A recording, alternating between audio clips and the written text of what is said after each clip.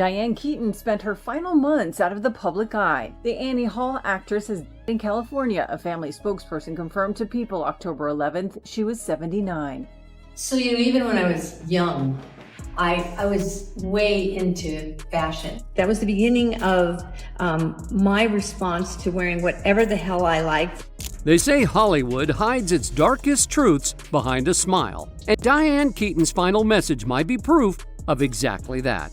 We all know how this town operates. When a beloved icon suddenly vanishes from the spotlight, there's usually something much darker happening behind those mansion gates than anyone wants to admit. No one ever wears it, and I'm beginning to think I'm odd.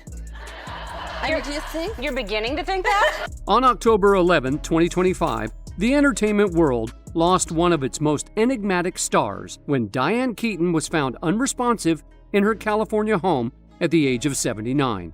But here's where things get absolutely twisted. The Los Angeles Fire Department confirmed they rushed a 79-year-old woman to a nearby hospital, but the cause of death still completely unknown. No signs of trauma, no official statement, and no hint.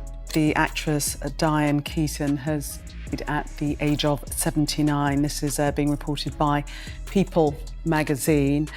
The timing of everything is what makes this whole situation feel orchestrated. We're talking about a woman who spent decades navigating Hollywood's most treacherous waters, who survived when others didn't, who knew where all the bodies were buried. And suddenly, right when she starts pulling away from the spotlight, canceling appearances, avoiding paparazzi, boom, she's gone. Here's where the cover-up gets really obvious. Within hours of her passing, a private request for discretion went out to media outlets across the industry. Some sources say her house was immediately sealed off with limited access, even for people who had known her for decades. Others whisper that first responders arrived before anyone called 911, a detail that has conspiracy theorists working overtime. The family statement was textbook Hollywood damage control.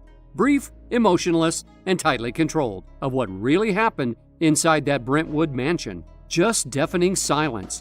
And if you know anything about Hollywood, you know that silence is never accidental. When the industry wants to bury something, they're masters at making information disappear faster than a career after one wrong tweet. Her family has asked for privacy in this moment of great sadness. Sound familiar? It's the same sanitized language they use every time someone dies under questionable circumstances in this town. Privacy from what exactly? What are they trying to keep hidden? Because when you've got a legendary actress who's been carrying Hollywood secrets for over 5 decades and she suddenly disappears after recording some mysterious final message, that's not natural causes, that's the industry protecting itself. It's no secret that after Rachel McAdams broke through with her 1-2 punch of Mean Girls and The Notebook in 2004, she was very picky about the projects that she chose because she was actively trying to avoid superstardom. And that message? The one that supposedly contains her real thoughts about Hollywood, about the people she worked with, about what really goes on behind closed doors? Nobody's talking about it, which means it's either been buried forever or it's about to change everything we thought we knew about Tinseltown's golden age.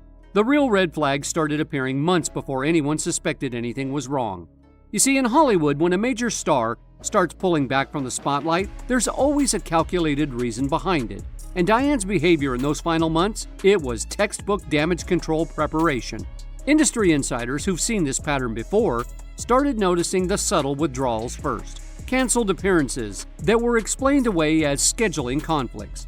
Paparazzi shots becoming increasingly rare, even though she used to be spotted regularly around Brentwood walking her dog. When was the last time you saw a candid photo of Diane Keaton? In 2018, while the rest of Hollywood was frantically scrubbing their social media and issuing carefully worded statements, Diane posted something that shocked the industry. Woody Allen is my friend, and I continue to believe him. She even linked to an old 60 Minutes interview where Allen denied the allegations. One tweet, 24 words, career elimination. Overnight, Diane transformed from feminist icon to public enemy. The woman who had spent decades representing independence and self-respect suddenly became the face of denial for a movement built on exposing mistreatment.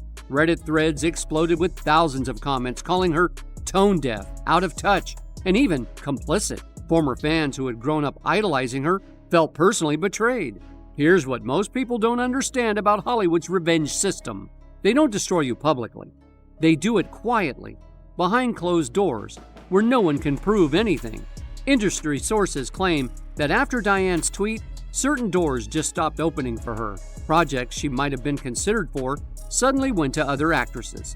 Phone calls that used to be returned immediately went to voicemail. It was professional exile disguised as natural career decline. The psychological toll was devastating. Friends described watching Diane transform from someone who had always been confident in her choices to someone who seemed genuinely confused by the backlash. She had defended a friend, something that used to be considered honorable, and suddenly she was being treated like a pariah in her own industry. But if you think Hollywood's betrayal was the darkest chapter in Diane's story, you're dead wrong. Because the real nightmare that haunted her final years wasn't about career destruction, it was about watching her own mind potentially follow the same terrifying path that had already destroyed the person she loved the most. I was an ordinary woman, but I had an enormous amount of will. That my mother gave me that will, and I think I've done a lot with what I've got. For 15 agonizing years, Diane watched her beloved mother, Dorothy Hall, slowly disappear into the fog of Alzheimer's disease. She called it the longest goodbye, and those who knew her say that trauma never left her. This wasn't just losing a parent, this was watching someone's entire identity, their memories, their very essence get systematically erased piece by piece. Well, I really regret that I didn't say to my mother many things that I wish I had, that I had said to her face. Diane poured that pain into her memoir, desperately trying to rebuild the pieces of her mother's life using old journals and faded photographs. But here's what terrifies anyone who's witnessed Alzheimer's up close: the constant, haunting question, am I next?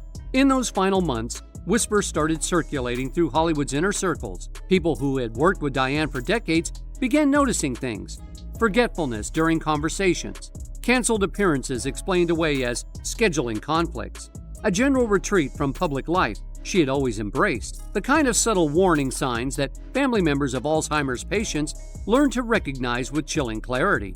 Industry insiders claim that Diane's mysterious final message wasn't just emotional, it was prophetic. Sources suggest she may have been experiencing early symptoms and knew exactly what was coming.